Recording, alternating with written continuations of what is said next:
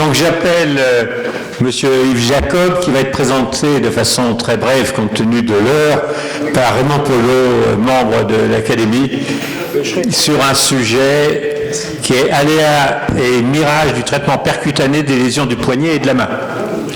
Voilà, oui, merci Monsieur le Président, Monsieur le Secrétaire Général.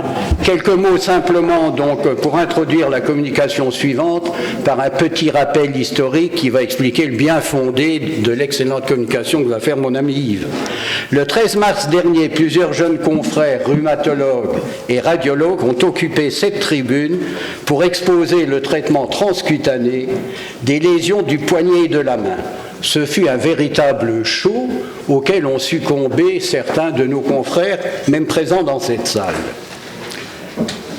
Ayant donc côtoyé, lors de mon internat, le professeur Michon, un des pionniers de la chirurgie de la main en France, alors qu'il était agrégé chez mon maître Challenot, puis ayant pratiqué durant 15 ans les gestes courants de cette spécialité avant l'arrivée de mon ami Jacob à Metz, j'ai émis d'emblée mon scepticisme sur cette pratique dans laquelle le bistouri est remplacé par une aiguille traumatique acérée et l'œil du chirurgien par un échographe.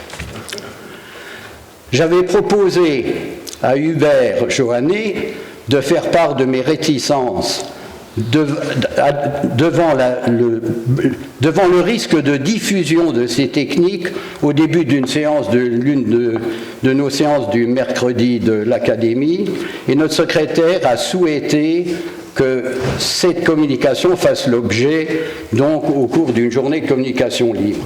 Dans ces conditions, j'ai préféré confier cette tâche à Yves Jacob, élève du professeur Michon, pour deux raisons.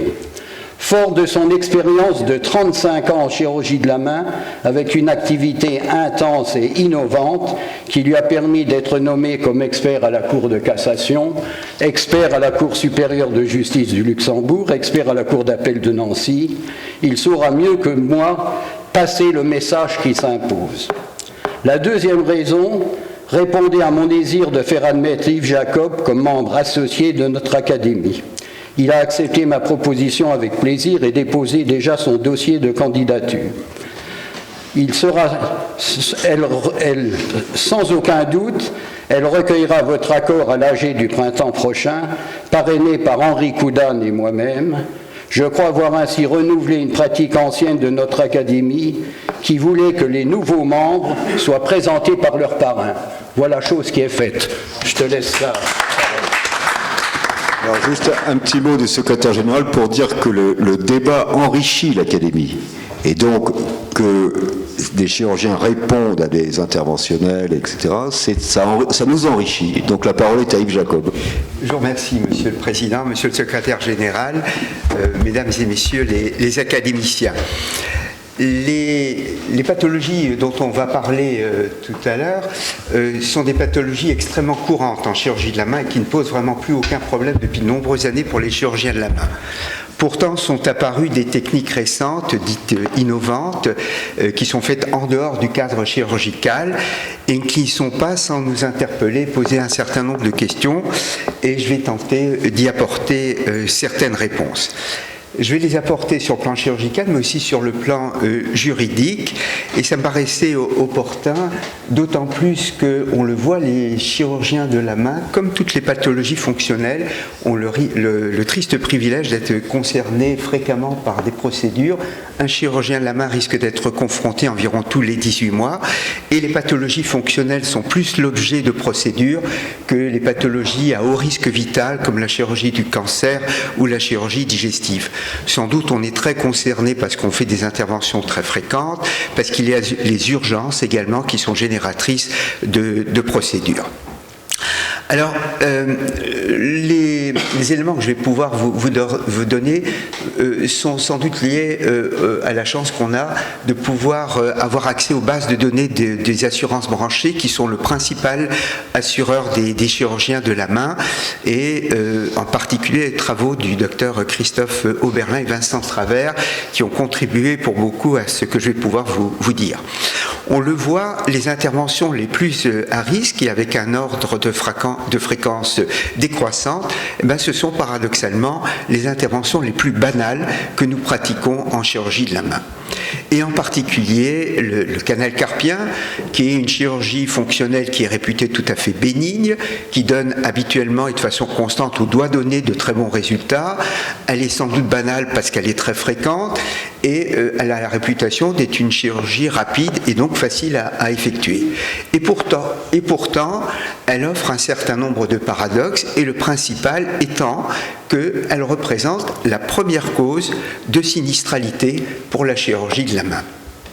Environ 45 procédures concernant les sinistres de chirurgie de la main par an, et elle représente 18% de l'ensemble des sinistres du membre supérieur.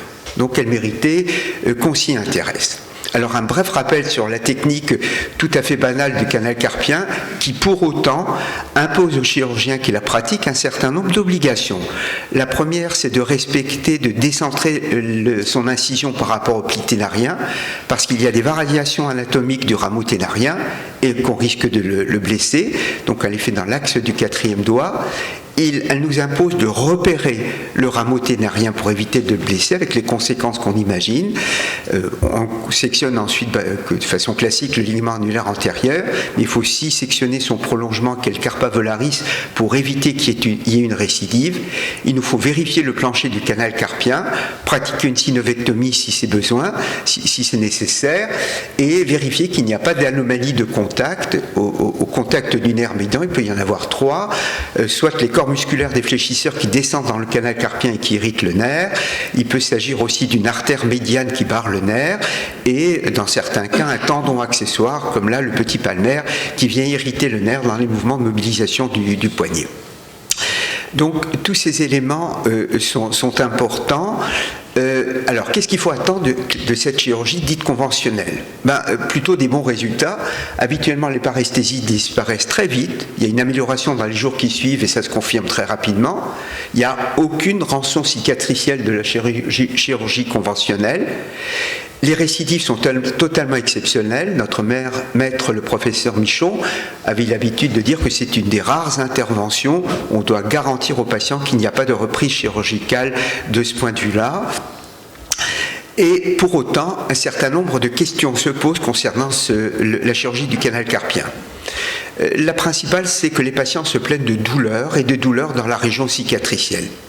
Et ces douleurs, dans la région cicatricielle, peuvent être la cause d'une difficulté à reprendre le travail et de plaintes concernant la difficulté à récupérer la force. Ce sont sans doute les raisons qui ont conduit un certain nombre de praticiens de voir si on ne pouvait pas diminuer cette rançon cicatricielle et sont apparues les techniques dites mini-invasives et parmi les premières, les techniques endoscopiques. Dans mon ancien service, donc du professeur Merle et du professeur Michon, dans les années 80, on avait mis au point les premières techniques avec du matériel qui était propriétaire. Ces techniques ont très vite évolué et maintenant il existe profusion de ces techniques. Beaucoup de chirurgiens ont leur propre technique, que ce soit à une voie, à 2 voies, que l'on mette la caméra avant pour repérer le nerf ou après pour vérifier qu'on a bien tout coupé. La meilleure de ces techniques est sans doute la technique avec un pistolet, une lame rétractable, la technique d'Agi. Mais sont apparues d'autres techniques qui voulaient encore diminuer la rançon cicatricielle, des techniques notamment avec un couteau qui provoque une transillumination, le couteau de Stryker, c'est sans doute la plus mauvaise des techniques. Et puis, on a voulu réduire de plus en plus cette cicatrice en l'incriminant, et finalement, on vous a fait une présentation à propos d'une chirurgie sans cicatrice qui est la libération sous échographie. Donc ça pourrait être intéressant et on a donc décidé donc de s'intéresser à ça. Alors, qu'est-ce qui nous a été dit concernant cette technique qui vous a été proposée ? Eh bien, on met en avant un certain nombre d'avantages. On dit qu'il y a une toute petite incision et que cette absence de cicatrice va permettre une récupération qui est plus rapide. On nous dit que du fait de l'absence de cicatrice, les convalescences vont être diminuées. On dit également que les risques d'accident au niveau des nerfs sont moindres. On nous dit également qu'avec une intervention sous échographie, l'incision est 10 à 30 fois moins large que par les techniques conventionnelles et par là même il y a un risque diminué d'algodystrophie. Alors, que penser des techniques mini-invasives? Sur la disparition des paresthésies, est-ce qu'on peut faire mieux? Réellement, je ne le pense pas, parce que réellement la chirurgie conventionnelle est extrêmement efficace et spectaculaire. Sur le plan des douleurs, et notamment sur les douleurs cicatricielles. En fait, quand on s'intéresse à la cicatrice externe, c'est peut-être mal méconnaître le processus physiologique de cicatrisation et penser qu'il existe aussi une cicatrice interne et que c'est cette cicatrice qui est douloureuse.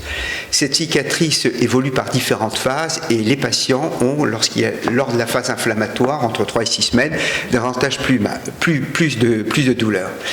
J'ai pour ma part effectué une grosse série comparative, j'ai pratiqué la technique endoscopique et de façon absolument symétrique, certains patients opérés d'un côté par technique endoscopique préféraient cette technique, d'autres préféraient la technique conventionnelle, vice-versa, tout simplement parce que dans une chirurgie symétrique, on ne réagit pas forcément sur le plan de la douleur de façon équivalente. Sur l'amélioration de la force, ça ne nous paraît pas significatif parce qu'on sait que la récupération de la force est essentiellement liée à la mobilisation post-opératoire immédiate de la main et la volonté du patient de la réutiliser. C'est une incitation qui est constante dans les services de chirurgie de la main et celle-ci est sans doute assez déterminante sur la rapidité avec laquelle les patients reprennent leur travail qui dépend d'un grand nombre d'autres facteurs. Alors, nous sommes intéressés à la sinistralité de la chirurgie du canal carpien. Nous avons eu la chance de pouvoir avoir accès à une grande base de données de plus de 200 patients qui ont initié des procédures et on s'est intéressé aux doléances qui ont conduit à ces procédures, on s'est intéressé à la nature du dommage, on s'est intéressé aux différentes techniques en comparant les techniques conventionnelles, endoscopiques ou par les voies mini-open, on s'est intéressé à l'anesthésie, à la qualification du chirurgien, aux différents types de juridictions qui étaient concernées, juridiction civile, conciliation, ONIAM, l'imputabilité qui avait été reconnue, la décision juridique qui a été prise et le montant du dédommagement, ce qui n'est pas neutre, et différents éléments qui sont liés directement aux antécédents du patient. Alors, quels sont les principaux motifs de mise en cause? Le premier, c'est un déficit neurologique post-opératoire, et ceci dans 36% des cas. La deuxième raison de mise en cause est en rapport avec des algodystrophies dans une proportion assez importante, 23% des procédures. La main spastique psychogène, donc les conversions hystériques au niveau de la main sont fréquentes, il faut savoir les dépister. Et d'autres motifs de mise en cause concernant des rapports avec l'anesthésie, on a vu tout à l'heure, des libérations insuffisantes, des lésions tendineuses, non-récupération, erreurs de côté, lésions artérielles ou des interventions qui étaient jugées non justifiées. Alors, quelle est la nature de ces lésions nerveuses? Eh bien, dans 65% des cas, il s'agissait d'une lésion partielle, dans 19% des cas, une lésion complète, l'atteinte du rameau cutanéo-palmaire qui laisse des rançons douloureuses très, très importantes dans 8% des cas, une section du rameau ténarien dans 6% des cas, du nerf ulnaire dans 2% des cas. Ce qui était intéressant à partir de la base de données dont on était disposition, c'était de voir quels sont les facteurs qui sont en cause et en particulier si la technique jouait un rôle. Et cela à la fois pour les lésions nerveuses et pour l'algodystrophie. Concernant les lésions nerveuses, 70% des techniques conventionnelles, 70% des lésions nerveuses ont été effectuées par des techniques dites non conventionnelles et en particulier avec les techniques mini-open et on s'est rendu compte que plus la cicatrice était petite, plus il y avait un risque de complications. Concernant l'algodystrophie, il n'y a pas de différence entre l'une ou l'autre de ces techniques. Alors, quels sont les facteurs de mise en cause? On s'est intéressé également à la qualification des chirurgiens, c'est-à-dire si le chirurgien avait obtenu le droit au titre, s'il était un membre actif de la société ou s'il s'agissait d'un chirurgien qui n'avait pas de formation ou de qualification. Parmi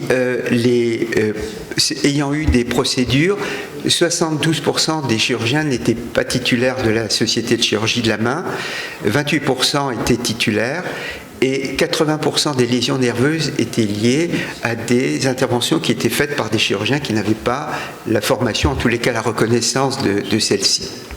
Et parmi les lésions observées chez des chirurgiens qui n'étaient pas qualifiés, 50% ont été effectuées par des techniques non endoscopiques. Les autres facteurs, je vais passer rapidement, c'était des défauts d'information, des défauts de communication avec l'équipe, des facteurs qui étaient liés aux antécédents du patient. Il est intéressant de voir quel était le montant des indemnités qui ont été versées par l'assureur pour une intervention de canal carpien. En cas de transaction, lorsqu'il s'agissait d'une lésion partielle, le dédommagement moyen était de 30 000 €. En cas de lésion complète, 35 000 €. Mais la facture grimpe lorsqu'on passe à un jugement. En cas de lésion partielle, les dédommagements la moyenne de dédommagement est d'environ 50 000 € avec des extrêmes à 300 000 €. Là, en cas de lésion complète, le dédommagement est d'environ 300 000 € avec un extrême à 1 600 000 €. 2 dossiers ont été dédommagés à plus d'1 million d'euros. Une section complète et une algodystrophie. Alors, il faut insister sur l'importance, pour diminuer cette charge financière et des jugements, l'importance d'une reprise chirurgicale. C'est-à-dire quand il y a une complication, si c'est un chirurgien qui la détecte et qui y répond rapidement, il y a une diminution très importante de la charge judiciaire. Alors, la libération sous échographie est-elle plus efficace sur les paresthésies? Difficile à dire que c'est plus efficace, mais en tous les cas, il faut s'interroger, puisque les techniques sous échographie ont été décrites avec une injection en fin de technique de cortisone. Or, la cortisone fait partie des traitements médicaux classiques du canal carpien, donc on peut se demander si effectivement la cortisone ne masque un petit peu pas l'interprétation des résultats post-opératoires. En tous les cas, elles peuvent masquer le dépistage d'une complication précoce. Sur les douleurs, nous n'avons pas les réponses actuellement, ni sur le retour au travail. Ce que nous pensons, c'est qu'il y a indiscutablement un risque de libération insuffisante, ce qui est le cas pour les techniques endoscopiques, parce que si, avec ces gestes, on laisse quelques fibres qui irritent le nerf médian, le patient continue à se plaindre et on est conduit à envisager une reprise chirurgicale. Alors, comme l'a dit Raymond Polo, on peut se demander si une aiguille biseautée est moins dangereuse qu'un bistouri et si l'échographe est plus précis que l'œil du chirurgien. Alors, les autres pathologies concernées sont le doigt à ressaut. Il s'agit d'une pathologie réputée bénigne, mais c'est une fausse réputation de bénignité. En fait, il y a 6,5% des complications de chirurgie de la main sont liées à une chirurgie du doigt à ressaut. Essentiellement lié à un flexum résiduel qui peut préexister avant l'intervention, mais les plaintes viennent du fait qu'on a mal géré le flexum et donc la nécessité d'une prise en charge avec ergothérapie, avec mise en place d'appareillage en post-opératoire et gestion adaptée. Le doigt au ressaut peut se compliquer aussi du fait que l'ouverture est inadaptée, elle peut être insuffisante et à ce moment-là il y a échec ou récidive, mais ça peut être aussi une ouverture trop importante et les patients se plaignent d'un défaut global d'enroulement de la main et d'une gêne fonctionnelle. Nous pratiquons aussi par voie ouverte une synovectomie et j'ai eu récemment à expertiser une section d'un nerf collatéral à l'aiguille.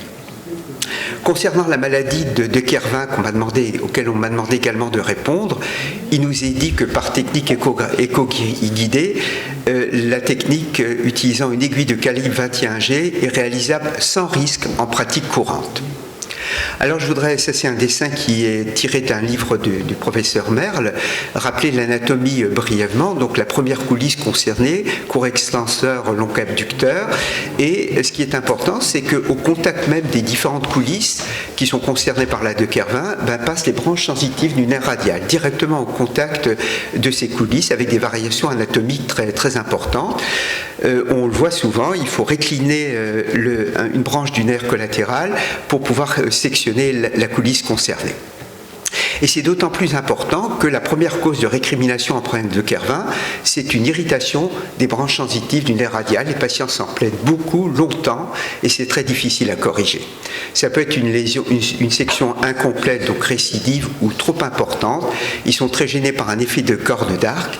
Il faut savoir dépister une ténosynovite du long extenseur et réaliser, si besoin, une synovectomie complète.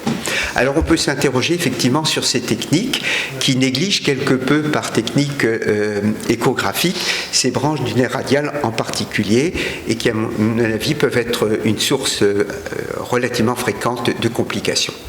Concernant la maladie du pitrin, je vais aller vite. On va parler essentiellement de l'aponévrectomie percutanée à l'aiguille. C'est une technique dont la première publication avait été faite par des rhumatologues sur Paris Match. Ça nous avait valu, on s'en souvient tous, les chirurgiens de la main en 90, une montée à la tribune très véhémente du docteur Guy Fouché. Et il faut savoir que ces techniques sont très anciennes. C'est partie des premières techniques qui ont été proposées, donc à l'origine du traitement de la maladie du pitrin. Elles ont été reprises historiquement. Je ne vais pas m'arrêter là-dessus. Et concernant ces techniques à l'aiguille, le bon cas qui est mis en avant, c'est une corde monodigitale, comme ça, qui entraîne dans le secteur métacarpopharyngien une rétraction. Alors, quelle est la sinistralité de la maladie du pitrin? Elle est relativement peu fréquente, mais pour autant, il s'agit essentiellement de troubles nerveux qui compliquent cette chirurgie. Des récidives aussi qui gênent les patients avec des résultats jugés par les patients insatisfaisants. Et puis des complications cutanées ou infectieuses qui peuvent conduire à des amputations. Alors voilà deux mains. À droite, avec une rétraction importante, une récidive, c'est sûr qu'il n'est pas proposé de technique à l'aiguille, mais à droite, on peut être tenté de proposer une technique à l'aiguille. Et pour autant, c'est oublié, dans cette région métacarpopharyngienne, tous les chirurgiens de la main s'en méfient énormément, c'est qu'il est habituel de voir un surcroisement ou un sous-croisement du nerf collatéral, et c'est un piège chirurgical pour une chirurgie à ciel ouvert. Et les complications, même pour les chirurgiens expérimentés, peuvent se voir. Donc voilà deux situations concernant ces nerfs collatéraux. Alors il a été décrit tous les trajets spiralés, les modifications de trajet des nerfs collatéraux, des pédicules vasculo-nerveux par les cordes aponévrotiques avec des variations qui sont extrêmement aléatoires. Et voilà deux exemples rapides de déviation des pédicules par une corde aponévrotique. Alors, qu'est-ce qu'on peut dire en résumé concernant la technique à l'aiguille? Eh bien, que c'est quand même une technique qui est fréquemment pratiquée, essentiellement par des rhumatologues, mais aussi par des chirurgiens de la main. Mais nous n'avons pas de data parce que ce ne sont pas les mêmes assureurs, donc on ne connaît pas forcément les suites de ces techniques qui sont pratiquées par les rhumatologues. Ce que nous, chirurgiens de la main, savons, c'est que nous réparons des lésions de nerfs et des lésions tendineuses de ces techniques à l'aiguille et qu'on est à peu près tous d'accord pour dire qu'il y a moins de complications par ces techniques lorsqu'elles sont pratiquées par des chirurgiens. Je voudrais juste citer l'important article de François Schoenberg dans un ouvrage d'Amadio et Bowers où il avait analysé sa propre expérience qui s'était faite concernant ces techniques sur une centaine de patients. Il avait mis en avant qu'il y avait une efficacité réelle de cette technique très rapidement, donc à l'aiguille, mais que dans 75% des cas, il y avait des récidives à 4 ans, qu'il ne fallait pas les réserver à des patients jeunes. Il mettait lui en avant que ce sont des techniques qui devaient être réalisées par des chirurgiens et en milieu chirurgical. Alors, quelles sont les indications qu'on pourrait imaginer? Des brides palmaires chez un patient âgé, des brides palmaires très identifiées, mais il existe quand même des pièges. Sûrement aucune indication au niveau des chaînes digitales. Et je voudrais rappeler la phrase du professeur Merle dans son ouvrage qui disait que la complexité anatomique de la main et l'impossibilité de déterminer les trajets vasculo-nerveux au milieu des différentes cordes digitales doivent rendre le chirurgien particulièrement prudent en cas de recours à une chirurgie aveugle. Et Marc Iselin disait à peu près la même chose, qu'on devait connaître là où sont les pédicules nerveux, mais il fallait aussi savoir les rechercher là où ils ne devaient pas être. Voilà une complication qu'un de mes associés a eu à gérer tout récemment sur ces techniques. Le petit doigt, ça s'était passé sans problème, mais il y a une section d'un nerf sur le 4e doigt avec un problème cutané qui a conduit à faire réaliser un lambeau. Alors, en conclusion, concernant ces techniques, je dirais que les techniques conventionnelles ont fait la preuve de leur efficacité et de leur sécurité. On sait que les techniques endoscopiques et percutanées engendrent moins de complications lorsqu'elles sont effectuées par un chirurgien qui est formé à la chirurgie de la main. Nous pensons qu'un acte chirurgical doit être réalisé par un chirurgien en milieu chirurgical.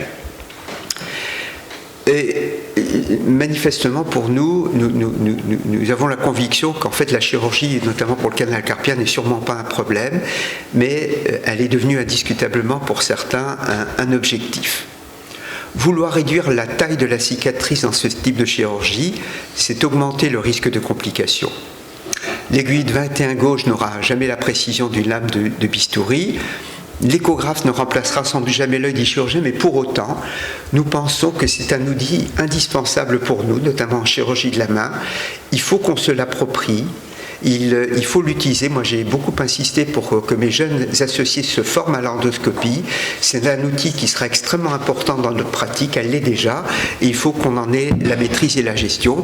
Et en conclusion, il ne faut pas s'interdire le progrès, mais il doit servir le patient et doit pouvoir répondre à une évaluation scientifique rigoureuse, ce qui est sans doute l'objet de cette académie. Je vous remercie. Des questions sur ce sujet, oui. Oui, je vous remercie de cette très belle publication. Je ne suis pas un chirurgien de la main, mais je m'intéresse particulièrement à la maladie de la Peyronie, comme ça, chacun le sait ici. Et j'ai vu que vous aviez rayé la collagénase qui est proposée aujourd'hui et assez récemment, depuis 1-2 ans pratiquée en France pour la maladie de la Peyronie. Pourquoi? Est-ce que vous en avez l'expérience négative ou parce que vous ne l'utilisez pas? Alors, personnellement, je n'ai pas l'expérience de ces techniques-là. Je ne suis pas sûr que la collagénase soit autorisée actuellement concernant la maladie de Dupuytren. Elle n'est pas remboursée en tout cas. Non, elle n'est pas remboursée non plus. Elle n'est pas remboursée. C'est très cher.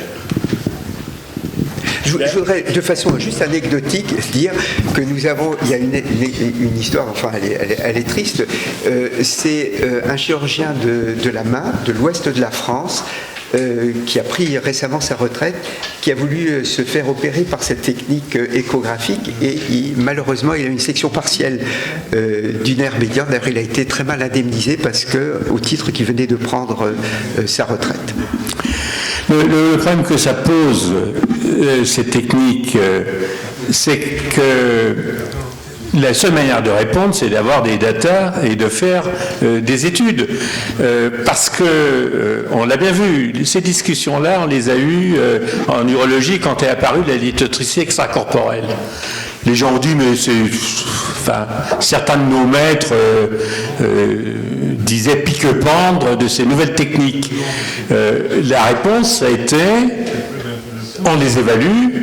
Là encore, Alain Leduc était responsable du ciel à Necker, où tous les services d'urologie ont envoyé tous leurs malades au même endroit.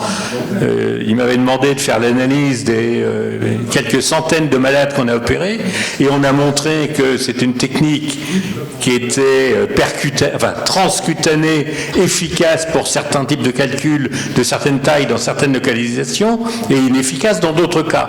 À partir de ce moment-là, on a réglé le problème. Tant qu'il y aura des bagarres entre chirurgiens et non-chirurgiens sur des techniques qui ne seront pas évaluées et où chacun donnera son impression, on n'avancera pas.